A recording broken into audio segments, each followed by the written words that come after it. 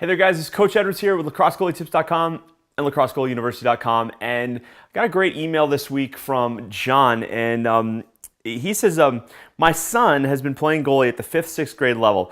I noticed at times lately he turns to his side to kind of blade himself, exposing his ribs when someone is running up on him about to shoot from a short distance. He did take a shot to the ribs that bounced off the post, which may have started this. He doesn't do it all the time. Is there a way to help him overcome this and keep him from turning? I've had a talk with him explaining how he has more protection in the front. Thank you, John.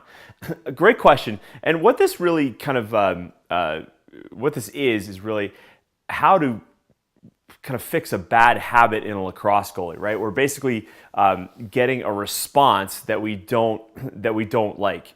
So for those of you, and John is probably old enough to remember what records were like.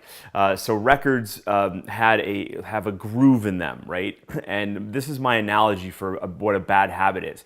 So that groove in the record played a song. Now imagine if, for a goalie, when they're moving to the ball properly, that groove is playing the correct song. But for some reason right now, the groove that your son is responding with is playing the wrong song, okay? So how do we break that habit or that bad song, to use that analogy? Well, really what we need to do is we kind of need to wipe that slate clean, all right? We need to wipe that record flat and create a new groove, okay?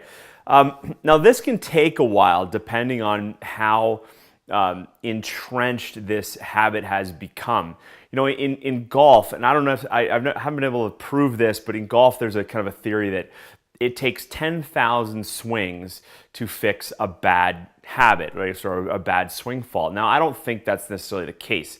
I think that an athlete who's motivated to make a change understands what's going on and most importantly, feels safe in doing so, will be able to kind of absorb the concept and then make a change. But here's how you change this. Here's how you break a bad habit in a lacrosse goalie. Is you need to now remove him from that environment, okay? You need to put him into a safe environment where he's now able to focus on the proper way to move to the ball, okay? Now, when you focus on the proper way to move to the ball, then what happens is we are now rewiring that goalie for a better response, okay? So right now, when a player's coming in on him from close range, it's like you're pressing a key on the keyboard and you're getting the wrong letter on the screen, right? So you're pressing A on the keyboard and you're getting like Z, right? What we want to have happen is we want to press A and we want the response to be A, right? So we need to get the goalie out of the competitive environment into a safe environment and focusing on moving to the ball properly, reinforcing that correct wiring, that correct response to the ball, so that what'll happen is that now in a game situation, if he feels safe, that automatic response, that automatic wiring we've been working on is gonna help him, It is going to take over and he's going to then respond with that proper movement, okay? So these are movement patterns, and these are things that we're just trying to create automatically in a goalie, all right? We don't want a goalie to have to think. And now at a young age, if your goalie is new and this goalie is like 5th, 6th grade, there is a fair bit of thinking that goes on, but we know that we need to see the ball, know where it's going, and then move to it. You're a lot of times for a goalie at this age, they still don't quite know where the ball's going. And I'm going to cover that kind of in next week's clip, I think. But we need to get him out feeling safe. So John here did a really good thing by talking to his goalie, saying he's safer facing the front, right? And that's true. Like all our kind of our armor, for lack of a better term, is facing forward. This is something critical working with defensemen.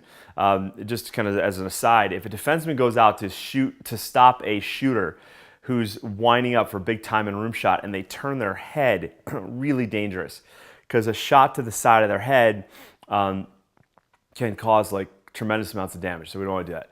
So yes, you're right there. But this is where, again, this goes back to an equipment issue. When I first started playing lacrosse, chest pads only covered the front, and we've gotten back to that now. We've regressed. in the 80s and 90s, Brian created a chest protector that actually had rib guards like built in, and those were awesome. I think I still have it somewhere. But if your goalie doesn't feel protected, then they're going to move out of fear, right? Not out of proper response to the ball. Okay.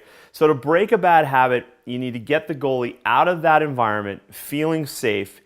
You need to replicate these shots. Okay. You need to replicate these shots over and over and over again. Okay. And then from that, your goalie is going to have the proper response. All right. They're going to have the confidence to move correctly.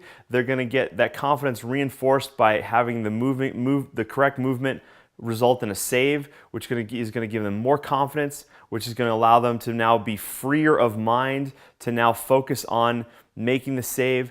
They're going to make more saves.